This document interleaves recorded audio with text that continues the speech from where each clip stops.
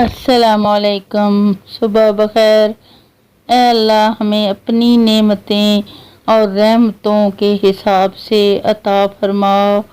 اے اللہ ہم سب کے دلوں کو گمراہ ہونے سے بچا اور آج کے اس روشن دن کو ہم سب کے لیے باعث رحمت بنا دے، رزق وسیع عطا کر دے اور زندگی کے تمام امتحانوں میں کامیاب فرما دے، آمین۔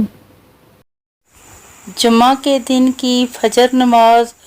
رسول اللہ صلی اللہ علیہ وآلہ وسلم نے ارشاد فرمایا، اللہ تعالیٰ کے نزدیک سب سے بہترین نماز جمعہ کے دن فجر کو جماعت کے ساتھ ادا کرنا ہے۔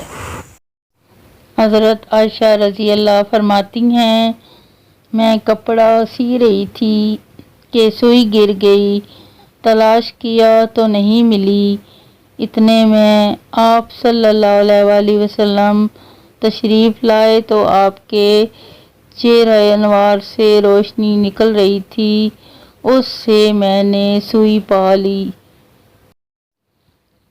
حضرت علی رضی اللہ نے فرمایا، انسانیت بہت بڑا خزانہ ہے، اسے لباس میں نہیں انسان میں تلاش کرو۔ مولا علی رضی اللہ، ایک دوسرے سے بغض نہ رکھو کیونکہ یہ ہر خیر و برکت کے زوال کا باعث ہے۔ بارگاہ خداوندی میں جمعہ کے دن کا عالی مقام۔ رسول اللہ صلی اللہ علیہ وآلہ وسلم نے ارشاد فرمایا، بے شک جمعہ کا دن تمام دنوں کا سردار اور اللہ تعالیٰ کے نزدیک سب سے زیادہ عظمت والا دن ہے، اس کا درجہ اللہ تعالیٰ کے نزدیک عید الاضحیٰ اور عید الفطر سے بھی زیادہ افضل ہے۔